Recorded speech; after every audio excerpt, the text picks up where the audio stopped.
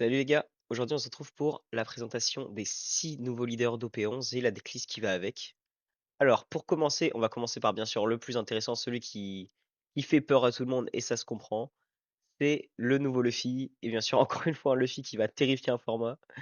Alors, ce Luffy nous dit, c'est un bleu-violet, 3 points de vie, 6000 de base power, et son effet est que, au début de ton tour, si tu as 8 dons ou plus sur le terrain, tu regardes les 5 cartes du dessus de ton deck, tu prends un Straw Hat, tu l'ajoutes à ta main, et tu remets les cartes dans le dessus ou dessous de ton deck, dans l'ordre que tu veux.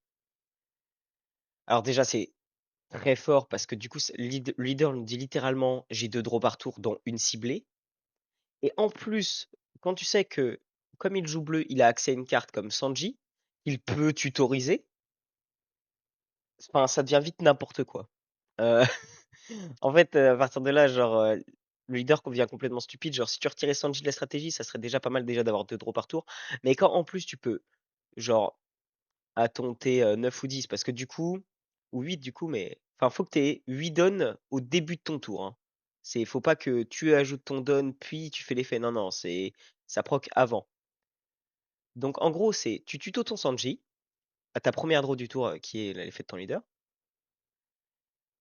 Tu mets la carte que tu veux au-dessus parmi toutes les bêtises que je vais vous présenter après. Et directement, tu peux le jouer parce que tu sais directement ce qu'il y a au-dessus de tous les tours à partir de. En late game, tu sais tout le temps ce que tu as au-dessus de tes points de vie et tu as une pioche ciblée. Genre, c'est pour ça que le leader est fort et va l'être et que tout le monde dit qu'il l'est. Parce que littéralement, tu as euh, 2 draws, dont une ciblée, et que la synergie de son titre, du coup, devient stupide. Couplé à ça, du coup, on va rajouter le nouveau Katakuri, qui est une masterclass sans nom. Je pense que ça sera joué dans presque tous les purple, tellement c'est une carte de zinzin. Et vous verrez dans le deck Katakuri que je vais vous présenter juste après que la carte est folle, genre. Elle a des synergies qui peuvent la rendre incroyable. Euh, donc il nous dit, c'est un bloqueur déjà 8 pour 8000. Bon, vous dites, voilà, c'est acceptable. Et on dit, tu peux set 2 Pigments Pirates d'un coup de 3 ou plus actifs. Donc lui-même peut. Et ensuite tu rampes. Et tu mets reste. Ok. Bon, le ramp est un peu anecdotique parce que ça reste, mais encore une fois, vous connaissez, si vous cumulez plusieurs Giants, au bout d'un moment, ça va vous faire plaisir d'avoir un petit don en plus qui revient à la fin du tour parce que ça peut permettre de abuser sur genre faire 2 Giants en un tour en late game et ça permet d'être pas trop loin derrière en fin de tour pour abuser de cette capacité défensive. Et le fait est que, en fait, il peut se restand lui-même, donc ça veut dire que une fois qu'il est là, vous pouvez taper, fin du tour, il se remet. Et c'est comme le kid que vous savez qui avait en OP1, je crois, ou c'est du structure, je sais plus. Je crois que c'était du structure kid. Enfin bref. Et du coup, il peut aussi bien sûr remettre Big Mom. Donc en fait, ça fait que les outils de late game de Luffy sont exceptionnels. Bien sûr, il y a ce magnifique Luffy qu'on ne présente plus. Euh, genre que des cartes de fou en late game. Euh, moi, dans le choix, j'ai choisi de réduire Luffy parce que ça me paraissait être le moins bon pour la stratégie parce que c'est celui qui fait le moins survivre. Couplé à ça, bien sûr, vu que bien sûr on veut atteindre le Didon, enfin vous avez compris, activer notre effet le plus rapidement possible, on va jouer un maximum de cartes de rampe. Donc il y a Sorojuro, bien sûr, carte on ne présente pas, le P5.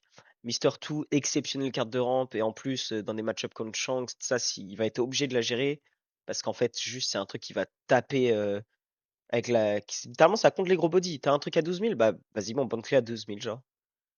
Le nouvel event qui lui est exceptionnel, je trouve que c'est une carte de fou, genre. Donc en soi, on pourrait se dire, oui, c'est juste un guard point comme à l'époque pour en counter, vas-y, tu gagnes 3000. Sauf que c'est aussi une carte de rampe pour 3, donc c'est vraiment pas mal. Ensuite, il y a Ghost Red qui, pour le coup, sur la curve, c'est vraiment pas mal contre des decks un peu mid slash agressif. Genre, tu peux les punir un peu et en plus, toi, tu rampes. Donc, c'est-à-dire, comme tu l'actives au T5, d'après, t'as 8, donc tu pourras sans doute poser un Katakuri. Genre, c'est vraiment pas mal. Et couplé à ça, on joue que 8 cartes, 8 counter 2000. Donc bien sûr, Uswachi, hein, exceptionnelle la carte. Et Sanji, parce que bah, bien sûr, c'est un bloqueur et ça peut permettre dans certaines situations, si on n'a pas touché notre Nami, que je vais vous présenter juste après, qui. Voilà. Et bah ça, on cumule les bloqueurs et en fait c'est ça, on veut ralentir la game à un maximum d'early comme on peut en tout cas, parce qu'on sait qu'en late game on va tout déchirer, genre. Et du coup la nouvelle Nami, elle nous dit Draw 3, remet 2, donc et en plus au-dessus ou en dessous, donc dans le deck on adore ça, le fait de choisir. Voilà, et du coup en free spot, on va avoir alors Red Rock, encore une fois, Red Rock, elle est aussi dans ma liste de Nami. Red Rock, c'est le free spot un peu bizarre, c'est-à-dire que genre tu pourrais mettre Gravity Blade, tout dépend de la méta en fait. Là, je vous présente une liste telle quelle parce que bah par exemple, on sait que le format d'avant, il y avait beaucoup de Shanks et tout. Mais je sais que par exemple, avec le Luffy vert violet, peut-être qu'on va préférer des Gravity Blade. Vous voyez, ça va dépendre littéralement des formats. Mais ça, c'est une carte qui peut bouger. C'est comme par exemple, j'aurais pu vous mettre le nouveau Luffy. C'est juste que comme il gère des 4 costs, et dans la méta, je trouve que les 4 costs, c'était pas exceptionnel. C'est une carte qu'il faut pas oublier, elle est toujours là. Genre voilà. Et bien sûr, bah Pudding, parce que dès qu'on joue bleu, pour moi, faut jouer Pudding. La carte est assassin, elle interdit à des decks de jouer, genre. Donc voilà. Genre le leader va sans doute casser le jeu à sa manière. Hâte de voir au bout de combien de temps il va se faire errata, comme l'ont été nos amis Lo et Sakazuki. Mais je pense que ça va être bien stupide. Bon, deuxième deck, là on se retrouve sur un deck un peu plus particulier. Ah, de toute façon, les Fishman, alors je les adore, hein, mais comme je vous les présenter, je vais pas être la personne la plus heureuse du monde, alors que pourtant j'adore les decks, hein, mais ils sont pas. Quand tu vois ce qu'il y a d'autre dans l'extension, tu te dis, ah ouais, c'est pas ouf. Du coup, on se retrouve avec Jinbei qui nous dit 5 points de vie pour 5000 base power, qui nous dit à la fin du tour, si tu as 5 cartes, 6 cartes ou moins dans ta main, tu peux remettre un homme poisson ou une sirène de tes personnages actifs et un don aussi. Donc déjà, ce que ça nous dit, c'est que bah on va pouvoir se permettre d'être un peu agressif, ne pas perdre trop son board, et en plus avoir un event à 1 qui va pouvoir être joué pendant le tour adverse. Donc c'est pour ça qu'on joue cela. C'est littéralement pour pouvoir se défendre en cas de problème. Voilà. Parce que notre leader nous le permet tout simplement, donc ça serait bête de pas jouer au moins 8 counters à 1 parce que c'est gratuit, genre le leader le permet. Alors que étonnamment, comme vous le voyez dans le jeu ces dernières années, genre, enfin ces dernières années, ces derniers temps, les events à 1, c'est pas la meilleure chose qui existe, genre. On n'est pas en P1 ou Radical Beam c'est broken, genre. Alors, bon, bah, du coup, dans tout ça, on a le Arlong de OP2, de EB02 plutôt, qui est une excellente carte, genre pour ça, genre littéralement, si ton leader est Fishman, bah, c'est le cas. Tu donnes un don, donc ça veut dire que déjà, T3, genre littéralement, tu peux taper à 6, ce qui fait plaisir. Et en plus, tu peux freeze un perso adverse, donc c'est vraiment trop bien, genre, c'est carte d'early, carte de late game, exceptionnelle. On a Camille qui, bien sûr, va tuto tout le deck, voilà, carte de fou. Et en soi, j'ai pas grand chose à vous présenter. En vrai, les cartes Fishman, elles sont pas exceptionnelles. En soi, il y a Vanderdecken qui littéralement tu peux KO n'importe quoi qui reste. Donc c'est pas mal en trashant un Fishman. Et encore une fois, genre perdre des cartes de notre main, c'est pas si grave parce que du coup ça nous permet peut-être de faire Jinbei. Enfin l'effet du leader. Alors la seule carte qui est vraiment exceptionnelle dans ce package qui sont les nouvelles cartes, c'est le nouveau Jinbei. Moi je le trouve vraiment trop bien, genre. Genre du coup, si ton leader est Fishman ou Sirène, tu peux rester un personnage avec un coût de 5 ou moins. Genre, ok, vous dites c'est ok, c'est anecdotique. Donc en plus, le deuxième effet, c'est tu peux target un de tes Fishman et de ça, et il peut. Bah, c'est un personnage, par contre, c'est pas le leader. Mais il peut taper le tour où il a été joué. Donc ça veut dire que littéralement, il peut taper les personnages, bien sûr. Mais genre Jinbei peut littéralement swing quand il arrive et c'est un 6 pour 8000. Moi, je trouve ça vraiment bien. Ça permet de gérer du board en early. Genre, c'est vraiment cool. Couplé à ça, du coup, il y a aussi Fisher Tiger qui littéralement reste un perso adverse. Genre, pas de condition, juste tu restes un perso, genre. Donc je l'ai pas mis à plus parce qu'il fallait trouver de la place dans le reste du deck. Mais il est vraiment pas mal. Dans les counters 2000, bon, parce que bien sûr, je vais pas vous présenter Dofla et Odie Jones, hein, surtout Odie Jones qu'on peut tuto. Mais Dofla, j'aurais aimé en mettre plus, mais en fait, le problème, c'est qu'il y a pas trop de place dans le deck, genre. Voilà. Il y a ce Arlong là qui, pour le coup, est vraiment pas mal. Genre, du coup, c'est un 4 pour 7000 en gros, parce que si t'as 3 points de vie et que ton adversaire a 5 cartes ou plus reste sur le terrain, donc ça compte les donnes bien sûr, donc ça va vite, il coûte 4.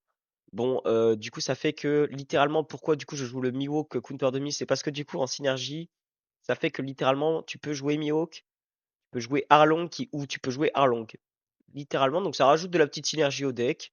Parce que littéralement, tous les autres Counter 2000 qu'il y avait, j'étais en mode, les Fishman ils puent. Je me suis dit, autant mettre un vrai Counter 2000 qui va faire quelque chose. Et j'ai direct pensé à Mihawk pour invoquer ces deux bêtises.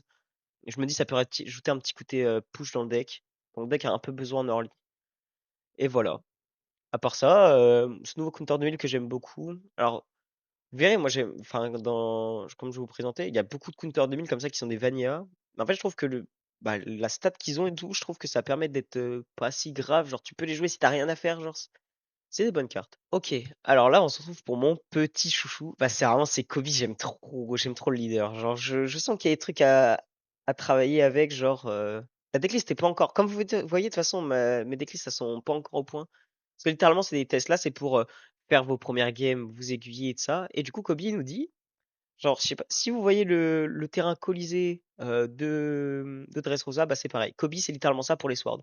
Parce qu'il nous dit, tes personnages swords peuvent attaquer les autres persos le jour où ils sont joués. Donc c'est vraiment pas mal. Et son deuxième effet, c'est une fois par tour, quand un t'es navy avec un coup enfin, une base power de 7000 ou moins va être géré, tu peux renvoyer trois cartes de ta trash en dessous du deck. Donc c'est vraiment pas mal, ça permet de bien garder le contrôle du board, c'est vraiment cool. Et du coup, dans les cartes Sword, on va avoir des cartes comme Peacock, qui littéralement est un tuteur et qui en plus a comme effet, tu peux le trash et tu donnes +1000 à un de tes persos pour le tour. Donc c'est vraiment pas mal. Ça évite que ça soit genre un 1000 pour 2000 ou un truc comme ça qui sert à rien. Genre la carte, elle va servir. Au bout d'un moment, tu vas vouloir faire forcément un trade pour avantager de ça. Genre c'est comme si tu gardais un don en réserve sur le board, genre, pour plus tard. Doll qui pour le coup, elle est un peu bizarre, mais je l'ai rentrée parce que je trouve que c'est pas mal en early si on a rien à faire. Genre littéralement, je sais pas, tu te retrouves quand on est en train d'aggro, il joue son meilleur Zoro Rush, tu là, tu fais bloqueur, en plus t'as un on play, tu trash une carte, et tu mets -6000 à son truc, ça veut dire que tu peux free trade instant. Genre c'est vraiment pas mal, je sais pas. Ibari, bon pour le coup, elle, je l'avais pas vue dans beaucoup de listes, mais moi j'aime beaucoup la carte. Ça fait que en roleplay, tu mets -2000 à quelqu'un et en plus one attacking. Et comme vous avez compris que le leader, tous nos one attacking peuvent s'activer parce qu'on va taper des personnages. Ce personnage gagne 1000 pendant le tour et un de tes leaders peut attaquer les personnages actifs ce tour. Et là pour le coup, genre je trouve ça trop bien parce que ça veut dire que littéralement on peut taper les bloqueurs pour si on a envie de gérer le board ou gérer des bêtises, genre je sais pas, le mec qui veut pas swing son Burgess pour le protéger, bah littéralement tu fais Ibari. Genre, tu mets -2000 à son Burgess et tu peux taper dedans en plus. Genre, je trouve ça trop cool, genre. Genre, c'est vraiment trop bien. Bon, lui, c'est un counter 2000 comme d'hab, c'est juste qu'il est Navy et Sword, donc c'est vraiment pas mal. X-Drake, comme le poisson que je vous ai montré juste avant, un counter 2000 Vanilla, moi j'aime beaucoup ces principes de cartes-là. Voilà. Sengoku qui va nous ramener du coup dans le deck des petites bêtises, c'est pour ça qu'on joue Ina, c'est pour littéralement que ça fasse un body qui stick un minimum. En plus, on aime bien le fait qu'on puisse potentiellement donner un don à notre leader par tour. Genre, ça peut vraiment être pas mal, genre, parce que, genre, littéralement, en synergie, en plus avec ce Kobe et tout, genre, ça fait que notre leader peut atteindre vraiment des bons capacités de trade en plus. Parce que du coup, je vais vous présenter le Kobe. Il dit en all play, un de tes personnages peut attaquer des personnages actifs ce tour. Donc ça veut dire que littéralement ce Kobe il arrive avec notre leader, il peut taper. Et littéralement il dit je trade dans qui je veux à 9 piles tout de suite. Donc c'est vraiment pas mal. Et quand un when attacking et du coup qui va se résoudre, tu peux envoyer deux cartes de ta trash en dessous du deck et ton leader ou un personnage gagne +1000 jusqu'à la fin du tour de l'adversaire. Donc en plus, ton leader devient un leader 6000 ou copie passe à 10 000. Genre c'est vraiment la carte est exceptionnelle. Et bien sûr, la dernière carte qui est vraiment importante à présenter, c'est le Helmepo. Donc le Helmepo, il nous dit on play, tu trash un de ta main. Donc il paraît pas comme ça, l'artwork paraît pas phénoménal, mais je vous jure que la carte est exceptionnelle. Tu draw un. Donc ça nous rappelle déjà la Rebecca que je voulais Dressrosa. Puis tu peux jouer un Sword avec un coup de 8 ou moins de ta trash, autre que lui-même. Et à la fin du tour, il repart sous le deck. Et en fait là, ça va nous permettre de jouer notre Kobe encore une fois si jamais il a été géré, ou même de pouvoir jouer du coup notre X-Drake. C'est pour ça que du coup là je le joue parce que là ça fait encore plus de sens. Ça fait que littéralement on va pouvoir avoir un truc à 7 qui swing instant genre. Et c'est vraiment pas mal. Genre ça fait que si on n'a pas touché nos Kobe, si on s'est défaussé de X-Drake pour faire un trade en early, on peut littéralement jouer X-Drake pour taper à 7000. Genre, on peut jouer notre Ibari. Il y a plein de choses à faire, genre, c'est pas mal. Et bien sûr, en carte un peu, voilà, comme ça que j'ai rajouté. Du coup, il y a Honestly Impact, euh, que je trouve exceptionnel. Tu mets -4000 à 41, puis tu KO un 6000. Genre, ça permet trop de faire des trades de fou. Euh, genre, la carte est juste bonne. Après, en plus de 2, j'aurais trouvé ça bizarre. Tu peux monter à 3, mais genre, je pense qu'il y en a qui le jouent à 4, je pense que c'est un peu trop. Parce que littéralement, genre, je sais pas, je pense qu'on pourrait brick facilement et le deck, on veut surtout jouer par le board avec des persos et tout, donc parce que pour valoriser le leader. Dragon, là, pour push un peu dans certains timings, parce que avoir un rush, littéralement, parce que nos persos, ils peuvent taper que le board, mais en late, peut-être que avoir un truc qui peut taper les points de vie, peut-être que ça peut être utile. Je sais pas, Dragon, je sais pas encore, on pourra peut-être mettre des Rogers, des Shanks, je sais pas encore. C'est juste, là, c'est un free spot de late game qui peut servir. Donc voilà. Et bien sûr Sanji pour combler la curve parce que la carte est juste trop bonne. Et que bah comme vous voyez en fait bah tour 3-4 on n'a pas des trucs de fou. Genre du coup j'ai juste mis Sanji parce que c'est une des meilleures cartes rouges pour ça. Genre elle comble la curve de manière parfaite. Donc ensuite on se retrouve avec Nami. Donc leader bleu-jaune, base 5000 power, une fois par tour. Et pendant ton tour, si un point de vie a quitté la zone de points de vie, tu peux draw 1 si tu as cette carte ou moins en main. Donc que ça soit toi ou ton adversaire. Si quelqu'un perd un point de vie pendant ton tour, une fois par tour, tu pioches. Donc c'est pas mal. Bon alors pour le coup, comme vous le verrez, déjà personne n'est d'accord sur la liste qu'il faut jouer. Il y a plein de petites variantes et il y a une carte qui n'est pas encore sortie, qui est le Oden du structure des Whitebeard et que tout le monde joue. Et je suis bien d'accord, faut la jouer. Et le deuxième effet de Nami, c'est si Nami a un don euh, pendant une attaque adverse, tu peux trash une carte de ta main et ton leader passe à 7000 pendant le tour. Genre, ils ont fumé un truc, frère, pendant le tour. Donc, ça veut dire que juste tu trash une carte de ta main, t'as un leader 7000. Bah, super. Et du coup, bah, en fait, genre, littéralement, le leader, genre, en fait, je trouve ça exceptionnel. Genre, comme capacité pour se défendre, c'est trop bien. Couplé à ça, du coup, comme stratégie, on va vouloir. Moi, j'ai choisi de jouer Vic. Il n'y a pas grand chose qui te joue, mais en fait, pour push le fait d'avoir plein de cartes de draw en early. Alors, je me dis, Vivi peut nous aider, même en late game. Si une fois qu'on a trash pas mal de cartes, ça peut nous aider. Nojiko qui bien sûr, bon, elle avait pas été prévue pour ça à la base, la pauvre, mais à partir à la rotation, mais Nojiko c'est une carte fou furieux. C'est littéralement si ton leader est d'ami, tu renvoies un 5 os de la main pour deux. Bon, quand tu vois le leader qui était prévu de base pour jouer ça, on est en mode ok, mais quand tu vois le leader qu'il y a maintenant, genre la carte est juste gratuite, c'est trop bien. Couplé à ça, on va jouer bien sûr le nouveau Counter 2000 Zeus qui est exceptionnel. Je pense qu'il va rentrer dans quasiment tous les decks jaunes. La carte est folle, genre. Et bien sûr, avec ça, on va essayer de bidouiller avec nos points de vie en jouant Cracker et Kikunojo. Parce que bah du coup on a Iori en plus qui du coup va pouvoir nous fait prendre un PV, on en remet un, genre en plus du coup ça proc l'effet leader parce que du coup comme un point de vie a quitté la zone c'est exceptionnel, genre ça fait genre il y a trop de petites synergies dans le deck comme ça. Moi il y a une carte qui est pas jouée, moi j'adore Katakuri dans le deck, genre littéralement bloqueur pour 5. En fait pour la curve, genre moi je trouve ça trop bien parce que du coup ça fait que enfin T5 littéralement on le joue, genre on peut avoir un don sous notre leader direct. Et on m'a dit: «Oui, mais du coup, ça fait que tu vas montrer le dessus de tes points de vie alors que dans le deck, c'est pas ce que tu veux». Moi, je suis à la limite, vas-y, bah, moi, je vais plutôt essayer de faire peur à mon adversaire. Vas-y, tu veux taper, il y a un cracker dans mes points de vie ou il y a une Kikunojo, genre. Vas-y, tape, j'en ai rien à foutre. Et pour coupler ça, bien sûr, on va jouer Big Mom à 6. Alors, il y en a qui jouent d'autres Big Mom, il y en a qui jouent la Big Mom à 7, il y en a qui jouent Robin. Moi, j'aime bien le fait qu'on va pouvoir. Genre, Lynn, moi, je la trouve incroyable. C'est la carte, tu dis à l'adversaire. Genre, soit tu prends malus, soit tu prends malus. Et il y en a un qui va t'avantager. Donc généralement, il va jamais vouloir faire je perds un point de vie. Il va préférer faire je discard 2. Et en fait, moi je trouve ça trop fort de faire discard 2 à l'adversaire, genre. Et on va jouer en plus le kit qui, pour le coup, est totalement gratuit. Genre, littéralement, unplay, tu restes le perso, tu trash un PV adverse, genre. Ça n'a pas de limite, genre, tu les joues, tu peux perdre, faire perdre à l'adversaire tous ses PV. Et en plus, tu as un effet de loot à la fin du tour, donc si l'adversaire a 2 PV au moins, tu droit un discard 1. Et en late, je pense qu'il y a pas mal de cartes qu'on va vouloir discard entre les Kids, les Big Mom, les quelques events et même les Kikunojo qui en late game, bah si on les a en main, c'est un peu chiant, on va pas vouloir les jouer. Et pour coupler à ça, bien sûr, on joue Jozu parce que Jozu, en fait, ça va juste pouvoir nous permettre de remonter nos bêtises. Donc je sais pas, on veut remonter la Big Mom, on veut remonter peut-être un Kid parce que le mec a un point de vie et on sait qu'on est en avantage, on va peut-être le péter. On peut peut-être remonter notre Zeus qu'on a joué en early, parce que littéralement on voulait gérer un truc, on peut remonter notre Nojiko, on peut remonter notre Pudding, on peut remonter notre Vivi. En fait, il y a trop de trucs à remonter comme dans ce deck, hein. Trop de bêtises, même la Iori. Genre Josu a trop d'impact dans ce deck, genre, je sens que la carte elle est faite pour lui, genre.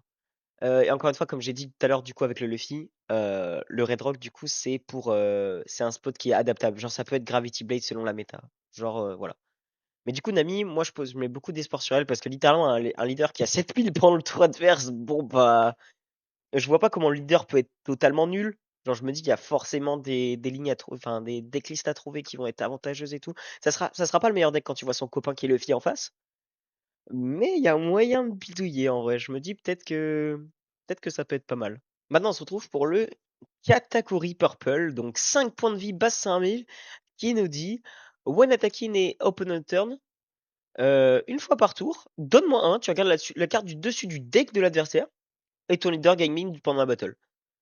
Bon, c'est un peu anecdotique, genre je vous l'accorderai, mais en fait, genre j'ai essayé de build la liste comme j'ai pu au maximum, j'ai essayé de réfléchir et tout. Et en fait, j'ai toujours fini par retomber sur une liste qu'un mec a fait parce qu'en fait, juste, un mec a top avec cette liste ou gagné avec cette liste, je sais plus.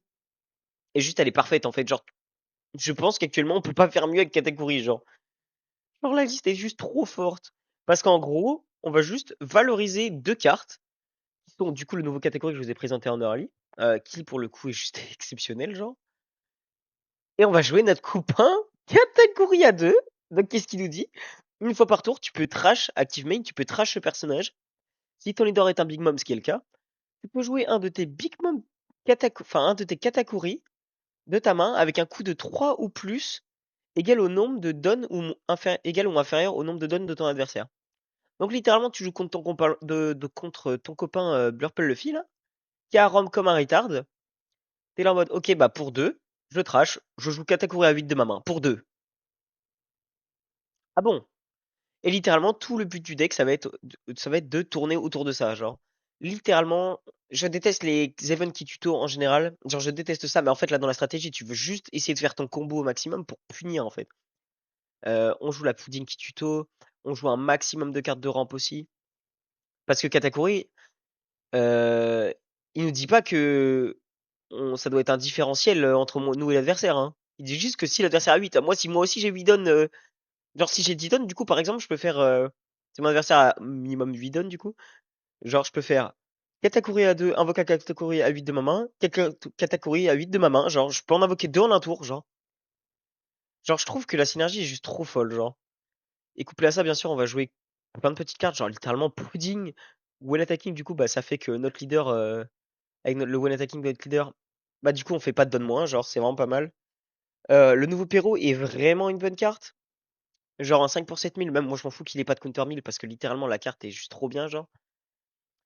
Tu peux trash une carte de ta main, tu déclares un cos de ton choix et tu révèles la carte du dessus de ton adversaire. Si c'est le cos révélé, tu draws 1 et tu rampes. Actif, c'est vraiment pas mal. Genre, stack les péro ça fait que genre littéralement tu vas avoir un milliard de draws parce que genre tu peux le jouer littéralement après avoir tapé, c'est pas grave, genre. Genre la carte est juste trop forte. Bien sûr en pièces de rampe, on va jouer les meilleures, hein, voilà. On joue juste les meilleures pièces de rampe, donc Mister 2. Du coup, bah, la pudding que je vous ai présenté tout à l'heure, parce qu'elle rampe indirectement en fait avec notre leader. Ce counter 2000 là que le mec avait trouvé aussi, et je suis d'accord, genre littéralement c'est peut-être un des meilleurs parce qu'en fait en early tu veux juste ramp, y a pas besoin de plus, et puis bah sinon en counter 2000 générique tu joues ça. Voilà, et Ghost Raid bien sûr pour la rampe, bien sûr que j'ai oublié, mais que je présentais tout à l'heure et que la carte est juste trop bonne, genre si tu tombes contre un truc un peu early, ou je sais pas un Luffy Rush, tu peux le péter instant et en plus tu ramp c'est gratuit. Et il y a bien sûr aussi la nouvelle Big Mom. Bon, bah dans le deck, ça va pas être si dérangeant de faire le donne -5, mais un 10 pour 12 000 cal rush, bon, on est bien content, genre. Et qui en plus nous dit pendant l'attaque adverse, tu peux faire donne -5, tu révèles un cost, si c'est la carte du dessus de ton adversaire, et que tu as raison, ton leader gagne 2000 pendant le tour. Donc encore une fois, du coup, on a encore un leader à 7000 pendant un tour, donc c'est vraiment pas mal. Donc après, c'est donne -5. Mais littéralement, si on en est venu à faire cet effet-là, c'est qu'on a vraiment besoin de survivre. Donc voilà, catégorie, c'est que des bonnes cartes dans l'ensemble. Genre, que des choses efficaces.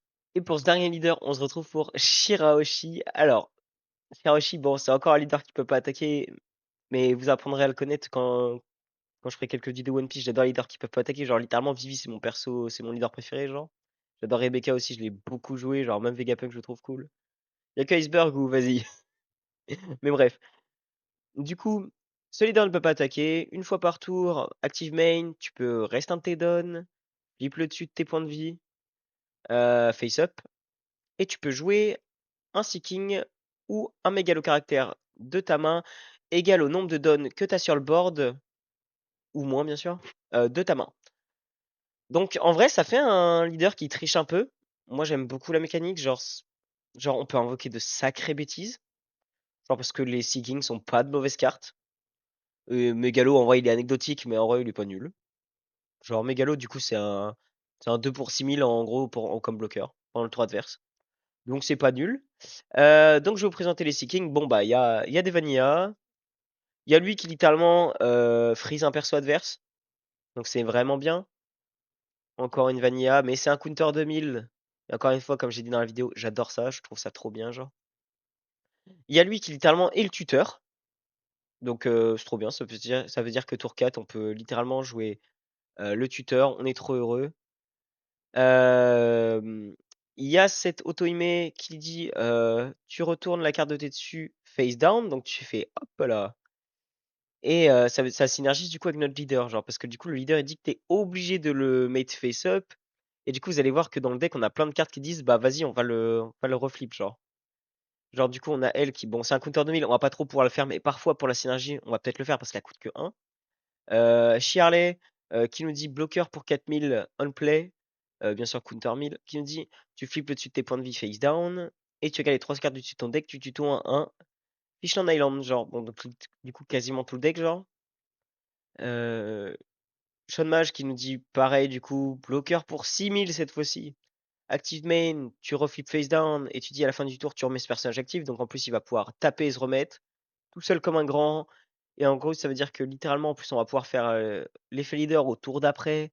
Donc c'est vraiment bien.